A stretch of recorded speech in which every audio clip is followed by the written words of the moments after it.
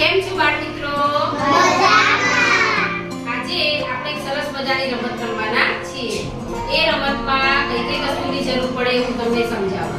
એમાં આપણે કપ જોઈએ અને બોલ જોઈએ. આપણે આ રીતે મૂકવાનું છે અને ઉછાળી અને આપણે બોલને આ રીતે અંદર લેવાનું છે. બરાબર? એટલે તમને જે બે વિદ્યાર્થીઓને જે બોલ અને ગ્લાસ આપવામાં આવે એ તમારે આ રીતે 15 ગ્લાસમાં લેવાના છે. જે વિદ્યાર્થીને વહેલું પૂરું કામ થઈ જાય એ શું બને?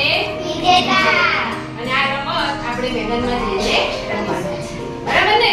તો ચાલો રમત શરૂ કરીએ.